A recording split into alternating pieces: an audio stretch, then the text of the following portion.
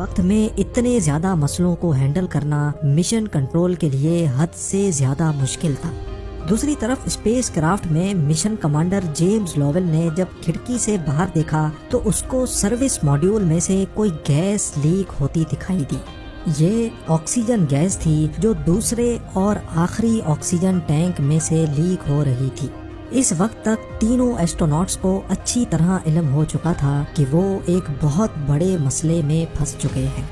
اب کنڈیشن یہ تھی کہ ان کی لائٹس بھی آف ہو چکی تھیں، ان کے پاس پینے کا پانی بھی نہیں تھا، ان کا صرف آخری پاور بیک اپ بچا تھا، اور لگے ہاتھ جو سانس یہ لوگ لے رہے تھے وہ بھی آخری اور لیک شدہ آکسیجن ٹینک سے آ رہا تھا۔ ان مسئلوں کے ساتھ ساتھ ایک اور بھیانک مسئلہ بھی تھا۔ جی ہاں، بلاسٹ کی وجہ سے پورا ایئر کرافٹ اپنی ڈائریکشن چینج کر بیٹھا تھا۔ اس کا مطلب یہ تھا کہ اگر انہوں نے فوراً اپنی ڈائریکشن صحیح نہیں کی تو یہ ہمیشہ کے لیے ڈیپ اسپیس میں گم ہو جائیں گے، لہٰذا ان کو سب سے پہلے اپنی ڈائریکشن ٹھیک کرنی تھی۔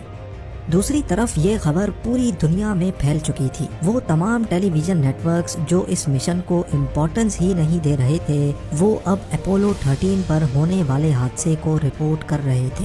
ایسٹروناٹس کی فیملیز کے ساتھ ساتھ پوری دنیا اس افسوسناک خبر کو دیکھ رہی تھی۔ وقت تیزی سے گزرتا جا رہا تھا، بلاسٹ کو اب پورا 1.5 گھنٹہ گزر چکا تھا۔ دوسرے آکسیجن ٹینک میں اب صرف اتنا آکسیجن بچا تھا کہ اگلے 15 منٹ تک وہ کمانڈ ماڈیول کو آکسیجن سپلائی کر سکے گا۔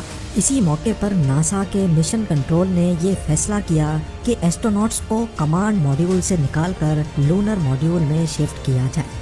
خوش قسمتی سے لونر ماڈیول میں اس کی الگ آکسیجن سپلائی تھی، لیکن مسئلہ یہ تھا کہ وہ ایک چھوٹی سپلائی تھی اور صرف 2 ایسٹروناٹس کے لیے ڈیزائن کی گئی تھی، پر کیونکہ اور کوئی آپشن تو تھا نہیں، اسی وجہ سے یہی قدم اٹھانا پڑا۔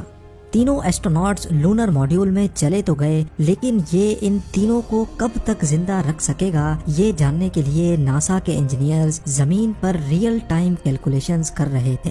کیلکولیشن سے پتا چلا کہ لونر ماڈیول 3 ایسٹروناٹس کو اگلے 2 دنوں تک آکسیجن سپلائی کر سکتا ہے، لیکن اصل سوال ابھی تک وہیں موجود تھا کہ آخر یہ تینوں واپس ارتھ تک کب اور کیسے لائے جائیں گے۔ یہ وہ سوال تھا جس کا جواب ابھی تک کسی کے پاس بھی نہیں تھا۔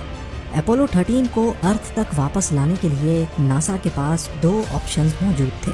پہلا یہ تھا کہ مین انجن کو استعمال کر کے پورے اسپیس کرافٹ کو ارتھ کی طرف لایا جائے، لیکن کیونکہ یہ مین انجن بھی صرف آخری فیول سورس پہ چل رہا تھا، اسی وجہ سے انجینئرز کو خدشہ تھا کہ راستے میں ہی یہ انجن بھی کہیں بند نہ ہو جائے۔ دوسرا آپشن تھا کہ چاند کی گریوٹی کو استعمال کر کے اسپیس کرافٹ کو ارتھ تک دھکیلا جائے، جس میں کافی کم پاور استعمال ہوگی۔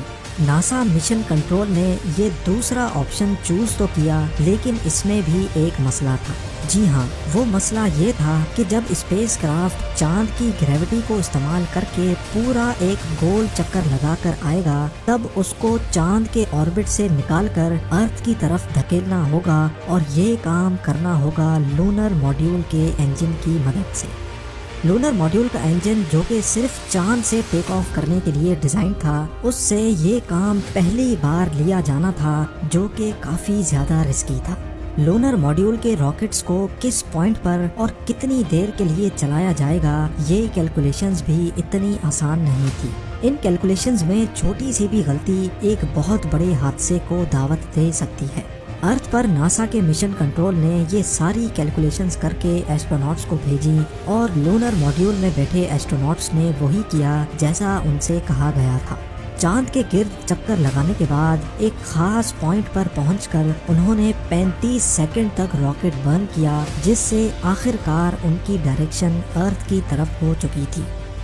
پورے 2 دنوں کے بعد اسپیس کرافٹ 32,000 کلومیٹرز پر آور کی اسپیڈ سے چلتا ہوا ارتھ کے کافی قریب پہنچ چکا تھا، اور اب ان کو کافی مشکل ترین چیز کا سامنا کرنا تھا۔